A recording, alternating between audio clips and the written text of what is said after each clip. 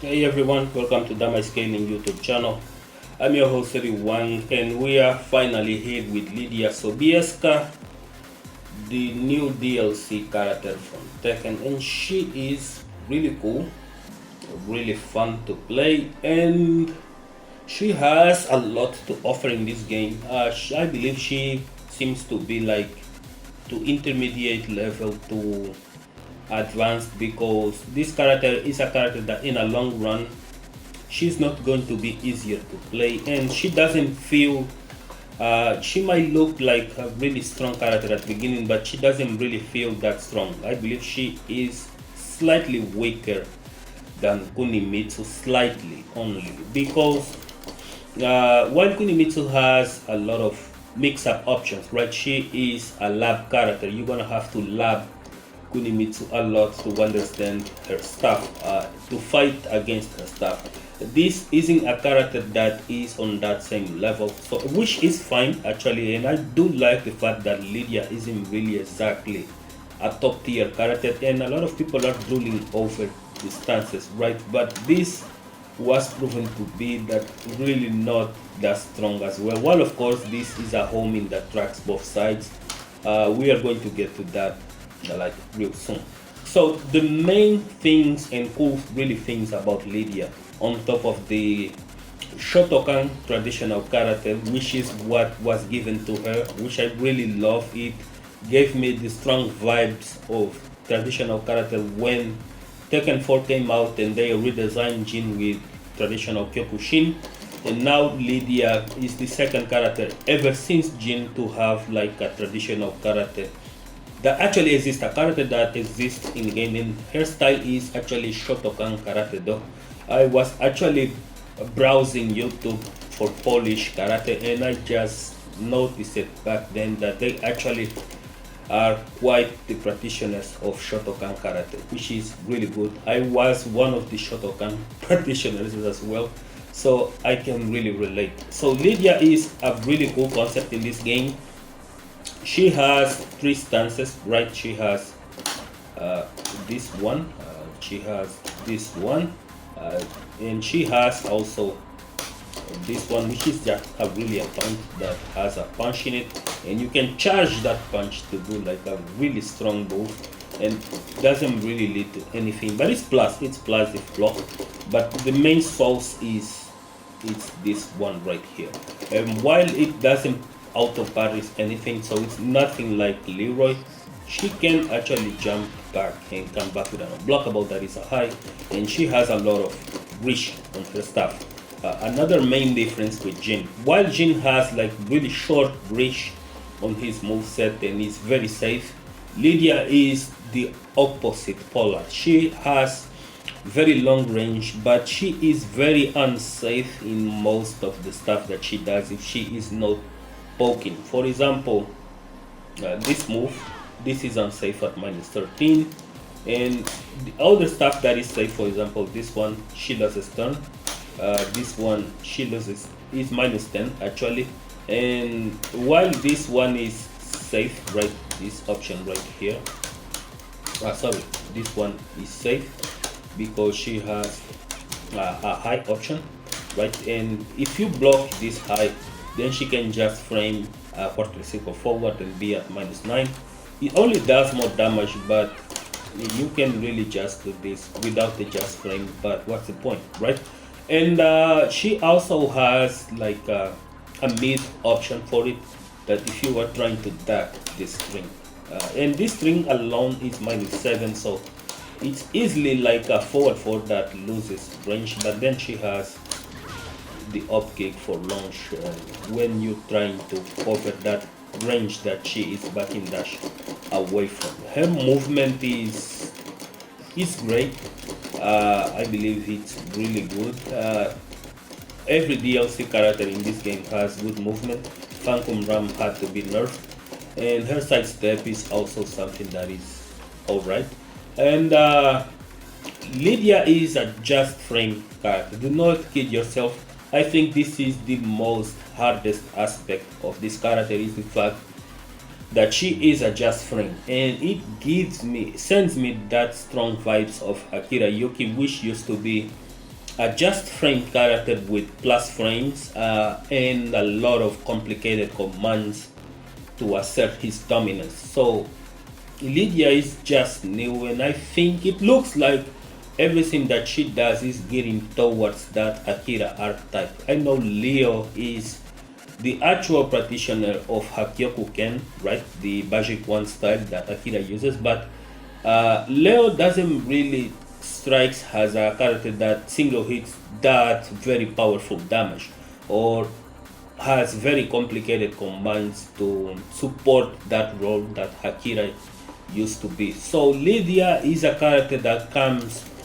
with this aspect in mind. For example, this is a just frame, and if you do not do back forward while you're doing this, it's not going to work. Of course you can do back forward, and this is very delayable, as you guys can see. So with time I think this is going to be nerfed. What I mean nerfed is that it's going to be made a little bit harder to execute in order to give her that difficulty threshold, right? She also has a just frame in this. This is a move that is a punish, is her main punishment. 17 frames actually, but you can actually just frame this as well. Just frame this, and she does 90 damage, just as you guys can see. All of these were like just frames, and it's one of the coolest things about Lidia. If you just frames her combos, she gets like some really huge damage compared to like if you do not do it, right? See the same combo. Let's see.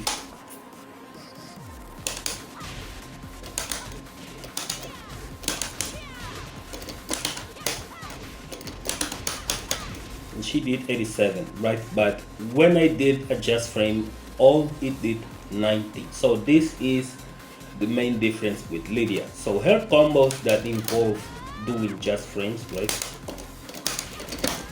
are going to do a lot of damage. And by the way, this is actually a natural combo counter. This not on regular hit, but if he connects on counter hit,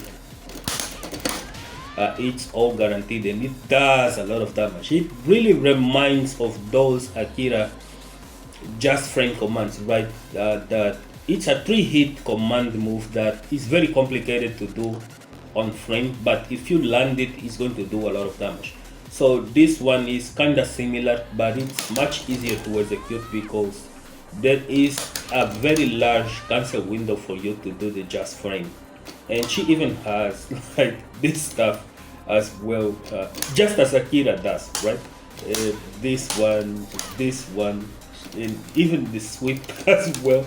It just doesn't have a just frame command to it, but she tends to gear towards that stuff. So I'm really happy with this character in this mallet. But she also has defense, and defense is one of the things that I think Lidia is really good at. For example, she has a parry that you can block certain moves in this game. This is a just frame as well, and if you don't just frame, it does less damage. But she can also just frame the reversal. As you guys can see, I did the first one on a just frame. And while this only parries right punches, because the left punch cannot be parried by this, for example. See, so the left punch cannot really parry.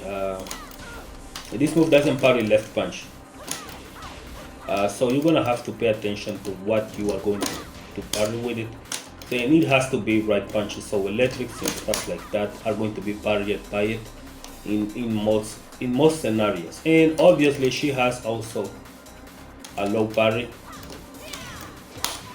And this is the only parry move that Lidia has that cannot be just framed. And it's not like Leroy that sits on a stance and he cannot be made do anything at all. So Lidia doesn't work in this same manner as, for example, Leroy, which has a very strong low parry. Lidia, you have to be really on the spot with it because she cannot really hold it. But it's really good. It's actually safe, and you get to sense whenever someone is going to use a low when you actually do that. But you can get counter hit launched by it, but the low comes out fast, like after the Kiba Dachi. It comes out really fast, so it's really good. You can also kick people from last hits of certain parries. The parry is going to leave characters at least at plus 16 because the jab comes out at plus 16, but you can actually kick people from it and do like some really small but cool damage with stuff that she gets to do with it. And Lidia, a lot of people have been saying that Lidia has the sauce, right? And the sauce is obviously the stances. And the stances, why are the stances? Because this is an unblockable setup, right? That if it breaks your guard, she has some guaranteed stuff in this. For example, if she connects this on counter hit, it's plus 14, and at plus 14 she can connect other stuff. And as you guys can see, this has a lot of range. I don't know why this has a lot of range. And if you get it to hit on the last active frame, it becomes plus 15, and then she can hop kick. I just really cannot do that with this. So she has like these counter hit launchers. This one is one of them. There is also this.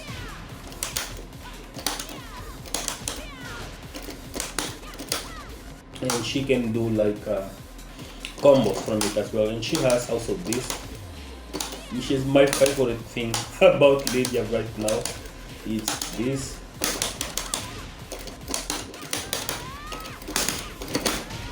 And does a lot of damage. Really crazy.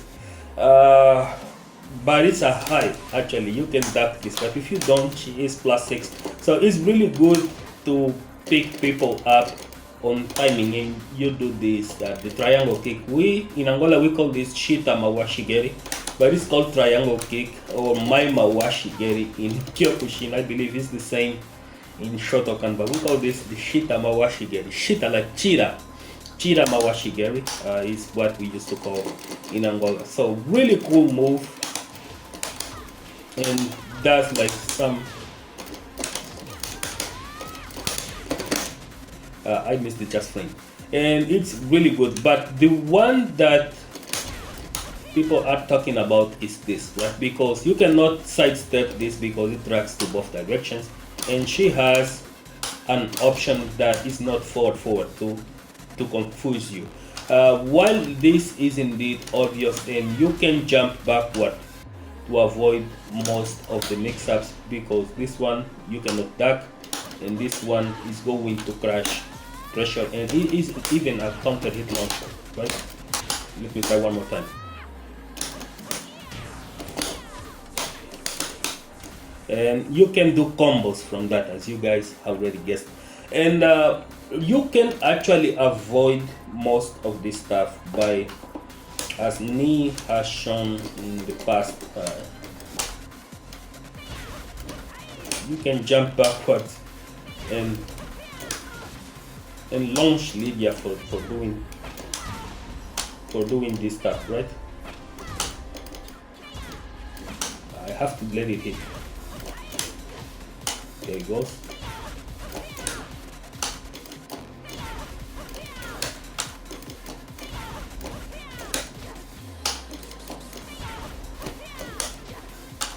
And she cannot hit you with anything. Of course, you're still gonna have to mitigate, but it's really sad that this so praised mix-up like has this kind of obvious weaknesses. And I think that this was meant to be used in conjunction with cat stance 2, right? Nekwashi Dashi 2, because this is all Nekwashi Dashi. This is Nekwashi Dashi, and this is also Nekwashi Dashi. And the Kokutsu Dashi version is what it's supposed to work in this situation. So you have to pay really attention and print this in your head.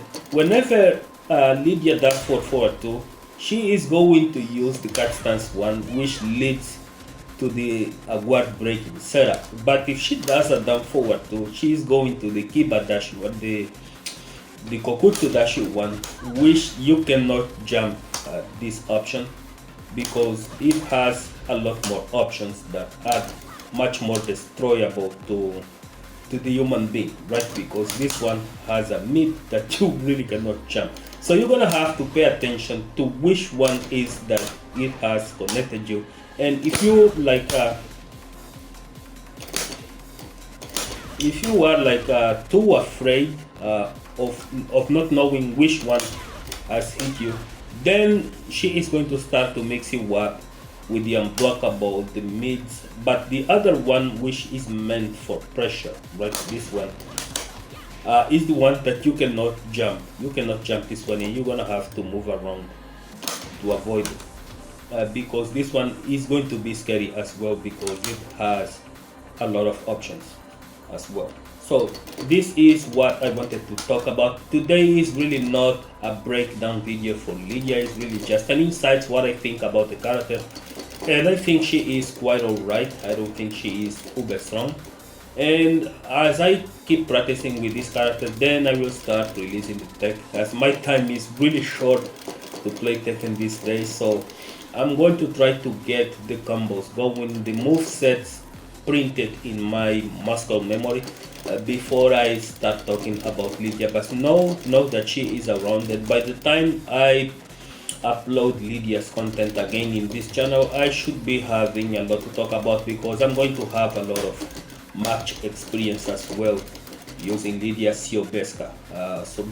Sorry. And this is the video for today. Hope you guys enjoy it, and see you guys on the next video.